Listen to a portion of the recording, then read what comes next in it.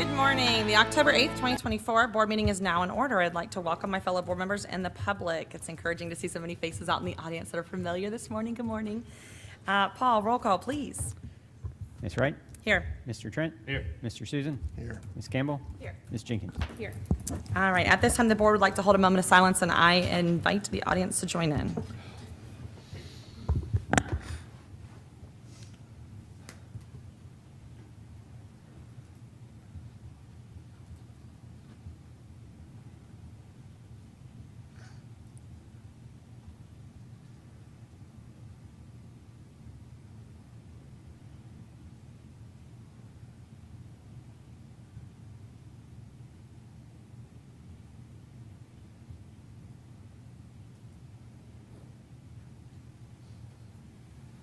All right. Please stand for the Pledge of Allegiance. Pledge allegiance to the flag of the United States of America and to the republic for which it stands, one nation, under God, indivisible, with liberty and justice for all.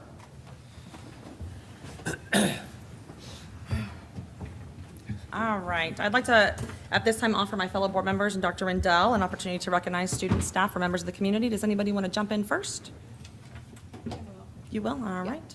We're going to keep this meeting short because the people in this room and the back and all around have got work to do to get us shut down and ready to go before the hurricane gets here. But I did want to recognize, he's not in the room because he's one of those people who's doing a lot of the work, Mr. Rashad Wilson, our COO.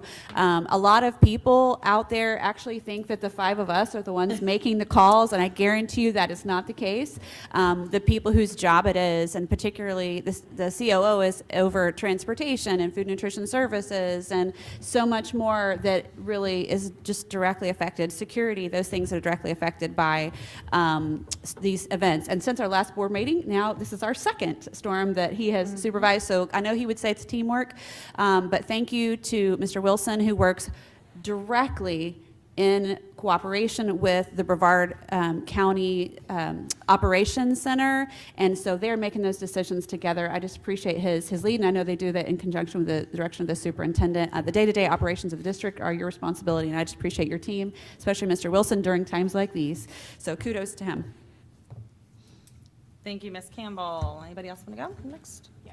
All right, Ms. Jenkins. Yeah, I don't want to go too long. I do want to recognize some of the pretty scary situations that we went through recently as a community.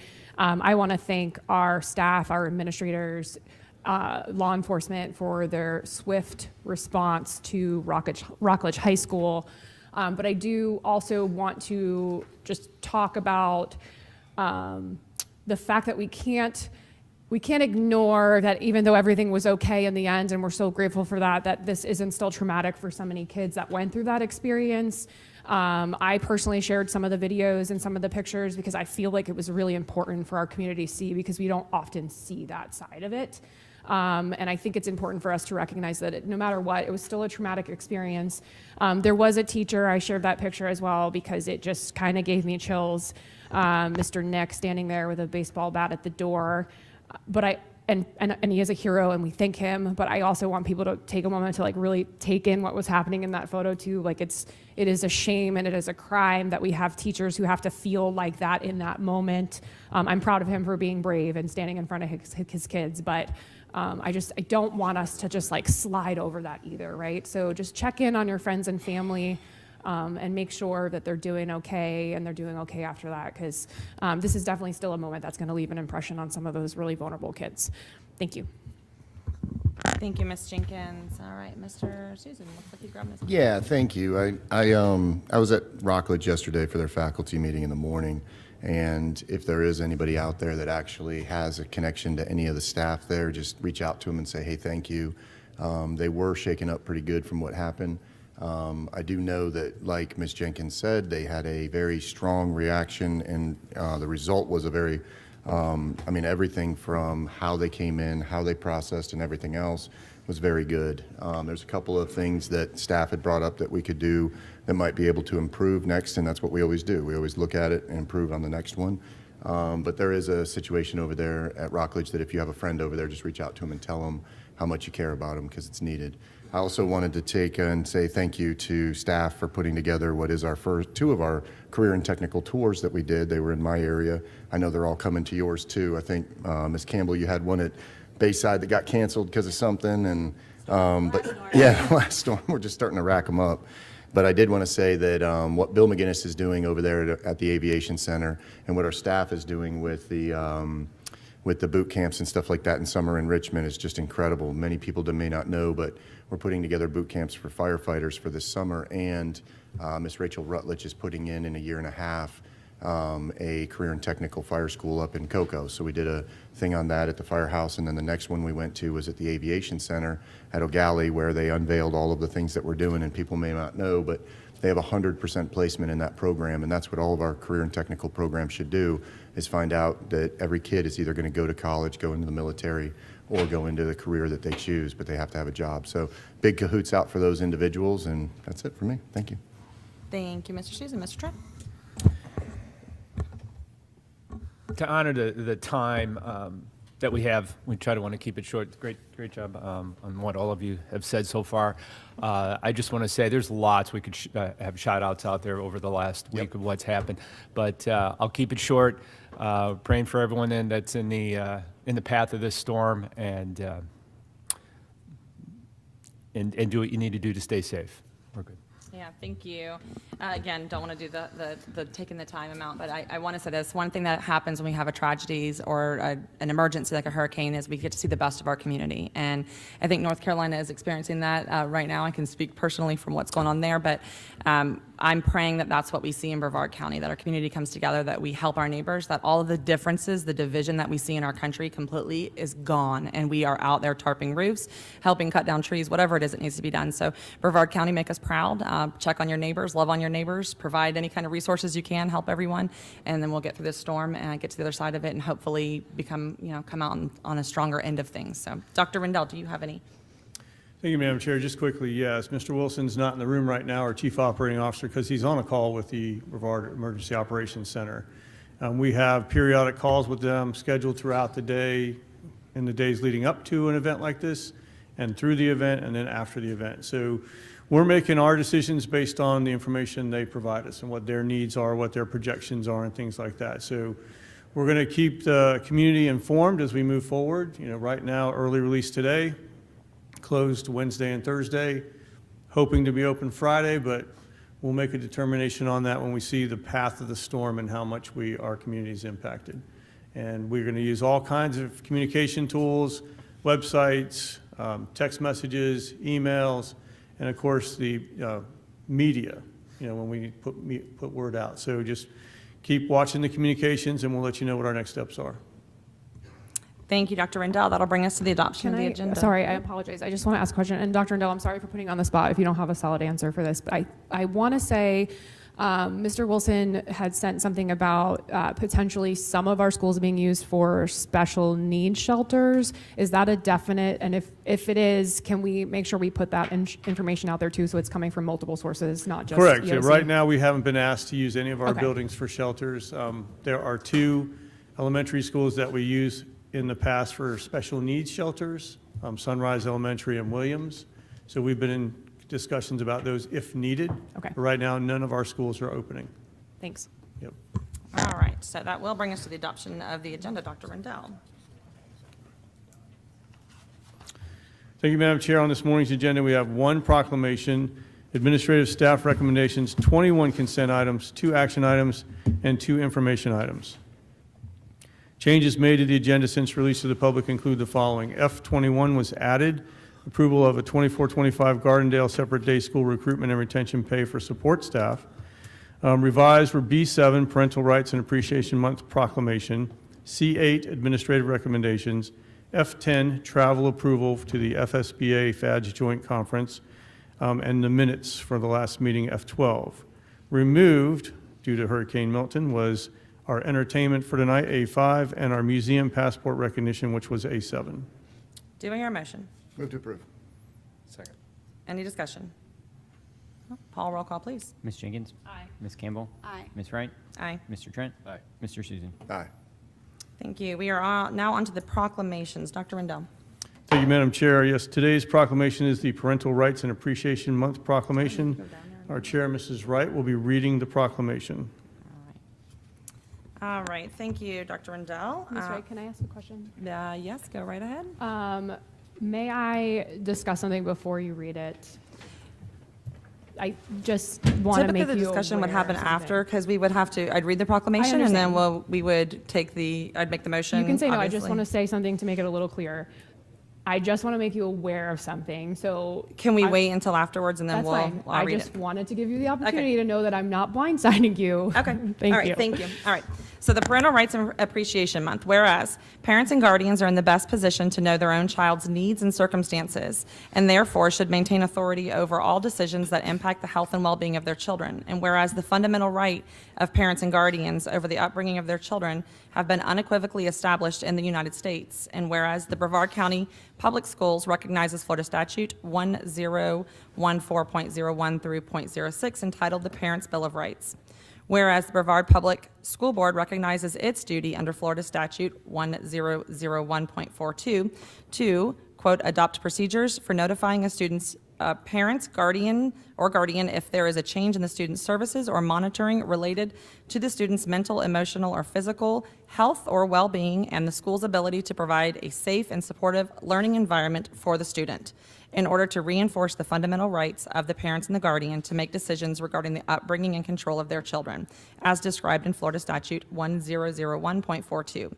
Whereas the Brevard Public School Board believes that all academic success begins by embracing these fundamental parental rights in our education institution, and whereas it is essential that parents and guardians' voices are respected and incorporated into the development of academic curricula to ensure that their children are receiving an appropriate education. And whereas the Brevard Public School believes that education must focus on academic subjects and, without exception, should not include personal bias, personal political opinion, or indoctrination. And therefore, be it resolved that the Brevard Public School Board affirms our commitment to honor and celebrate the rights of parents to direct the well-being and education of their children, and all employees will uphold the traditional partnership between the teachers, students, and parents by directly communicating with and involving parents in the education of their children. Now it be proclaimed that the School Board of Brevard designates the month of October as Parental Rights and Appreciation Month, adopted by the District School Board of Brevard on this 8th day of October, 2024. All right, do I have a motion? Move to approve. Second. Any discussion? Go ahead, Ms. Jenkins. Okay, so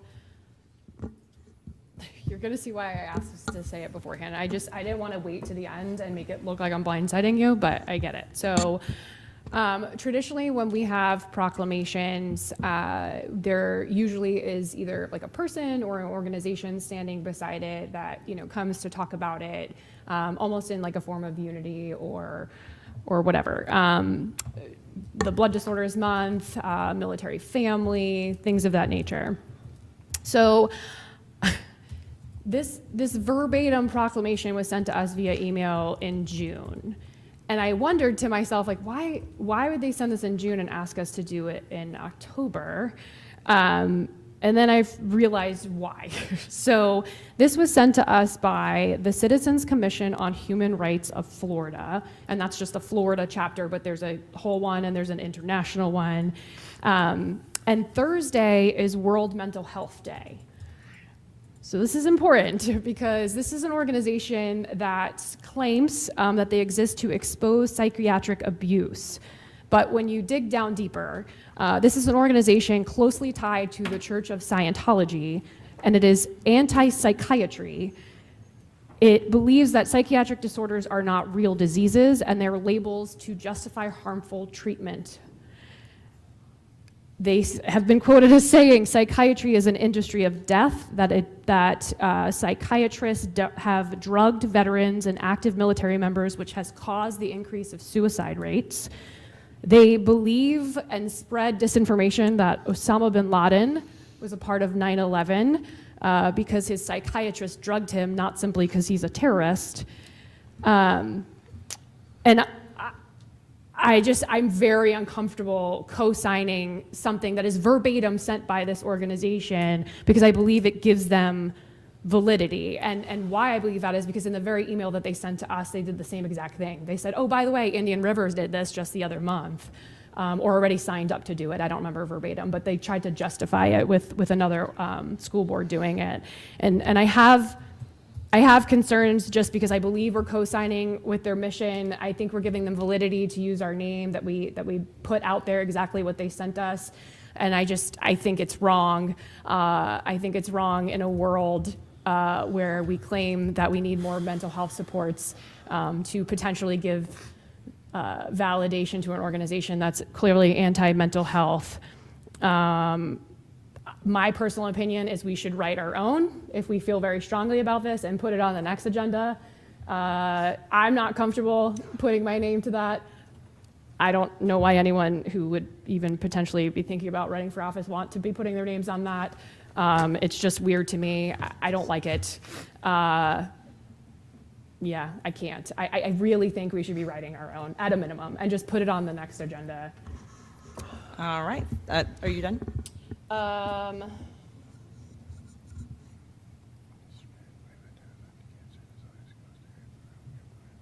Yep. Okay, I'll respond at the end. I want to give everybody else a chance if there is any more discussion on this. Any other discussion? I- Go Ms. ahead. Jenkins, when you get that kind of information, if you can forward it to us in an email, that would be helpful ahead of the meeting. I'm aware.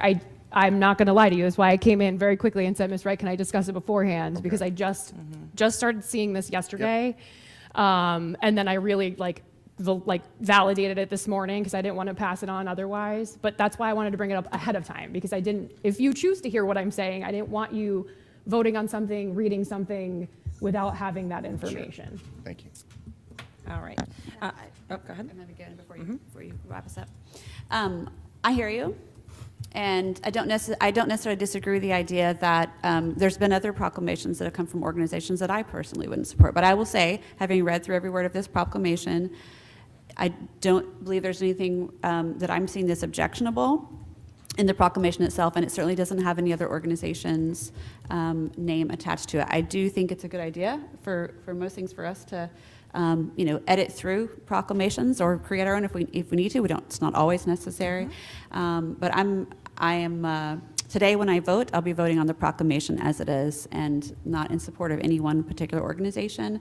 But for us, recognizing the importance of parents in their child's education. Thank you. Thank you for bringing your concerns forward, Ms. Jenkins. Just to clarify, so yes, we did receive an email with this template on there. This template actually that they sent to us is a little bit different. It actually is changed on our proclamation versus the one that they sent to us. And the part about the concern that you have actually was eliminated. So if you look at the original proclamation versus the one that we have today, when it comes to the mental health aspect of it, it's not in our proclamation. It's been removed out, and I'll have to find the exact quote on where it's at, but you can see it from your email. So again, this came about, just full transparency, after talking with some people with Parental Rights of Florida and just hearing what they're doing and understanding that the role a parent plays in a child's education and upbringing and well-being is so significant that this is an initiative they would love to see every school district take, to say, hey, we value our parents, we value our guardians, we believe that they are such a crucial role in a child's upbringing that we want to make sure that they understand that we are a partnership, that we are not trying to replace them, we are not trying to overstep boundaries, that we are partnering with them. So that's why I brought this proclamation forward. I support this proclamation, so I understand your concerns and I hear what you're saying, and if you're voting against it, that's your prerogative to do so. So hearing no further discussion, Paul, can you give us a roll call, please? Ms. Jenkins? Nay. Ms. Campbell? Aye. Ms. Wright? Aye. Mr. Trent? Aye. Mr. Susan? Aye. All right, we are now at the the administrative staff recommendations. Do I hear a motion? Geez, I'm jumping ahead all over myself. Move to approve. Thank you. Second. Any discussion? Woohoo. No, woohoo, yeah. All right, Paul, roll call, please. Ms. Jenkins? Aye. Ms. Campbell? Aye. Ms. Wright? Aye. Mr. Trent? Aye. Mr. Susan? Aye. Dr. Rendell. Thank you, Madam Chair. This morning, we'd like to celebrate the promotion of Justin Armstrong from the position of Assistant Director of Student Services to the position of Director of Student Services. Justin, congratulations. All right.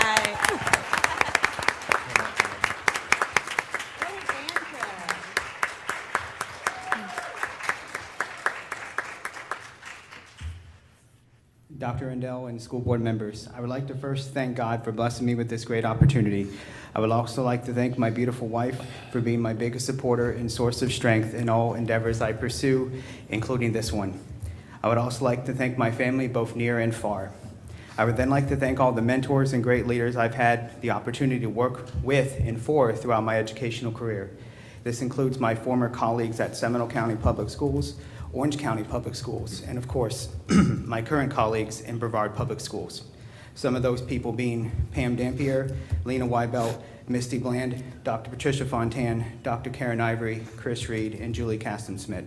I look forward to the opportunity to serve Dr. Rendell, the school board, and our students and families of Brevard County in this role, and will give them my very best each day to rise to the challenges I will encounter. Thank you. Congratulations. Congratulations, Justin. I guess the people that are watching online can't tell that you have an entire fan club that's in the room today. So just to let you know, make noise so they can hear you. A lot of people that are supportive of you, so very, very excited about this next chapter for you. All right, we are now at the public comments portion of the meeting. How many? We don't have any. All right, so we are moving on to the consent agenda. Dr. Rendell. Thank you, Madam Chair. There are 21 agenda items under this category. Thank you, Dr. Rendell. Does any board member wish to pull any of the items? Hearing none, do I have a motion? Move to approve. Second? Any discussion? No. Paul, roll call, please. Ms. Jenkins? Aye. Ms. Campbell? Aye. Ms. Wright? Aye. Mr. Trent? Aye. Mr. Susan? Aye. Thank you. Dr. Rendell, will you please let us know about the items under the action portion of today's agenda? Thank you, Madam Chair. The first action item is H32, Department and School-Initiated Agreements. Do I hear a motion? Move to approve. Second. Any discussion? No. Paul, roll call, please. Ms. Jenkins? Aye. Ms. Campbell? Aye. Ms. Wright? Aye. Mr. Trent? Aye. Mr. Susan? Aye. Dr. Rendell. Thank you, Madam Chair. The last action item is H33, Procurement Solicitations. Do I hear a motion? Move to approve. Second. Any discussion? No. Paul, roll call, please. Ms. Jenkins? Aye. Ms. Campbell? Aye. Ms. Wright? Aye. Mr. Trent? Aye. Mr. Susan? Aye. All right, we will move on to the information agenda, which includes 2 items for the board to review that may be brought back for action at a subsequent meeting. No action will be taken on this today. Does any board member wish to discuss either of these items? Hearing none. All right, we are now at board member reports. Does any board member have anything further to report or discuss? Yeah, I have a request, Go ahead. and I kind of put in an email, but then, it crosses the line of talking about it too much. We have staff that have asked for us to put bullying prevention awareness, I might be using the wrong words for what they're calling it, proclamation on the agenda for the month of October, especially because it wasn't in there last year, and because we're seeing a rise in bully incidents in Brevard Public Schools. And it's important to them, and I told them that I would bring it up. Okay, all right. I have not got any requests for that. So aside from when you had mentioned and asked the question on why it wasn't there, and so thank you for bringing it up. Board, do you have anything to add or say about that? I mean, obviously, this is something that we need to talk about. Do you want to have it on the October? We have 2 more board meetings this month, the 15th and the 22nd. Correct. We were actually looking at the 22nd. 22nd? Yeah. Okay, perfect. And I know I had pulled up the one we had last year that didn't get read and asked Dr. Rendell if we could do actually what Ms. Jenkins mentioned, can we revise it and make it our own? Okay. So I think I would be in support of that. Okay, we- perfect. Ms. Jenkins, would you like to read that proclamation when it comes forward? Yeah, that's fine. I don't care about making changes to it, but I believe the staff wrote it. So if we can make sure that they're involved in that process so that their voice isn't taken out of it, because I'm Correct. pretty sure they're the ones who wrote it originally. Okay, I might be wrong, but I'm pretty sure. okay, I perfect. have one little thing. All right, sure, go ahead. We're going to get out in 30 minutes. So I just thought I'd take just a quick minute to let you guys know about, when we do our reports of where we've been representing the board. Last week I was in Fort Walton Beach at the FSBA Board of Directors and Committee Chair, the Leadership Week in training. And I just wanted to share one thing. I won't share anything except for this one thing. One of our guests was Representative Pat Maney, who represents Citrus County area. And he talked about a particular bill that he got across the finish line this last year that somehow in our radar, it was the first time I'd heard of it because we were tracking all those education bills. But this one was specifically related to Baker Acts. And the Baker Act process has needed to be really just revolutionized, overhauled for many, many years. And one of the things he pointed out to us is as of July 1st, and I know our staff knows this, but I guess it was the first time that it's hit, my awareness, and that is judges, when it comes to Baker Act someone, judges have discretion. Doctors have discretion, but law enforcement has not. And as of July 1st, they do have discretion, because there are times when we have students who are Baker Acted because of, thoughts of harm, or what, they go through the process, but then quite frequently, those children have to be handcuffed and put in the back of a police car to be taken to the facility. And that is this is brought about all kinds of reforms. And so in addition to other things that aren't related to school, but that one little piece that's related to our students in our schools, because that's happened in our schools. And it's very traumatic for the child. It's not de-escalating. If anything, it's escalating. So I appreciate Representative Maney's work on that. And he said he's continuing to go back. And he would like, the reason why I'm bringing it up too, is he said there's more work to be done. It took him 3 sessions for the House, to get on board with him to get it done, because it was such a huge process that touched so many agencies. But he did say if anybody has staff or boards across the state have input as to how it can be further refined, he is totally open to that input. And so again, that's Representative Pat Maney. He's a former judge, so he was familiar with that process, and he represents Citrus counties. He wants to hear from all over the state. So Dr. Rendell, if any of your staff have any input of how we can further refine this process, especially when it comes to our students, I would be happy to be the person to get that information to him and his staff. But it's really important work, and hopefully that he can make some further progress on that. Awesome. Thank you for that update. All right. Anybody else? Go ahead, Mr. Susan. Yeah, I wanted to, on the tail end of Mr. Dufresne's professional testing, where we have the way that they can be, basically, you don't have to pass your test within the time allotted, and we can have them still stay a part of our schools as they become adjuncts and stuff like that. I've been working very closely with a lot of the teachers that are in there, and some of them are the most dynamic teachers that I know. I physically know that they are teachers of the year, and there's other people in there that I know have changed their community through the doc and other individual or other organizations like that. So what I wanted to just let you guys know is that I'm going to, when I was a teacher, I had some of the highest scores for the advanced placement, and one of the things I did was I was very good about teaching to the standards and stuff like that. What I'm hearing from some of the teachers that are taking the test is that the test is not what is being given to them from the state to study for, that the study guides are not indicative of what is on the test, and there seems to be a very big cloud over what is allowed to be viewed when we access some of the tests. So with that, I just wanted to let you guys know that I'm probably going to get involved in trying to hold some accountability to see if what they're doing as far as testing is in line with what is inside the books, so that we know. And if it's not, I'm going to make recommendations through the legislature. And I just wanted to let you guys know, if you see that, that's what I'm doing. That's all. The other thing is that as an update, I had requested that we look at giving instructional assistants a raise. That was furthered by the board as far as looking into it. And so that we could get those supports to those teachers, especially in elementary school and other places, ESE. I do want to let you guys know that Pam Dampier has gotten her information. I'm still waiting for the information to come over from Mr. Dufresne's office, and then I would like to bring that back to you guys for further, but they're moving along pretty good as far as finding and identifying that information. Okay. And then the last piece that I wanted to do is it seems we got an email on 1010 that there's a contract that's been agreed to, or some sort of a agreement. I would like to have a closed session to review that 1010 contract information prior to it coming to a meeting. That's all. All right. Thank you. That's a conversation topic I think that we had yesterday, did we not?